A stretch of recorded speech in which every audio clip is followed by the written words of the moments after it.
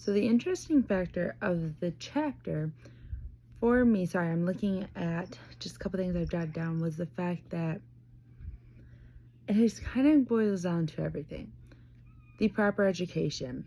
When you think of safe foods or safety kind of foods, everyone's always like, oh, well, like all natural is safe, and as long as it doesn't have additives or as long as it's locally grown or sourced, then it's the best thing for you.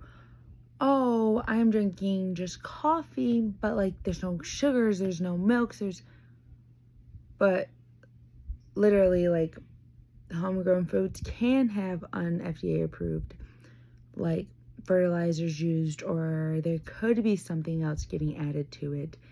Even additives, if they're not properly monitored, there can be excess stuff added in.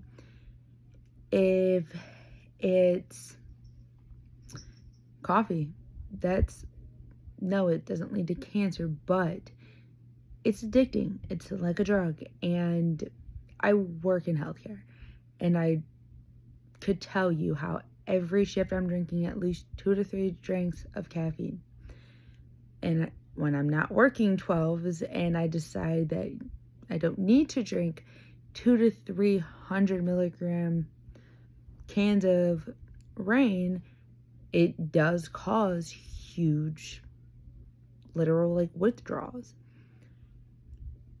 I personally honestly think the biggest thing for me that's like wow is these are things that I shouldn't pay for a class to teach me. These are things that honestly everyone needs to know. And it just baffles me how we can all have very baseline opinions, but nobody is fully taking the time to make themselves fully knowledgeable to know the full extent of everything. Because realistically, if you don't have the proper knowledge, you're going to pick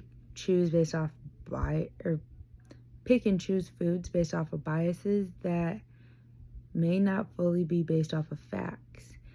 And like I said, safe foods aren't just about, oh, it came from my Uncle Ed who's been a farmer. Well, what has Uncle Ed been using in his soil, or I don't know.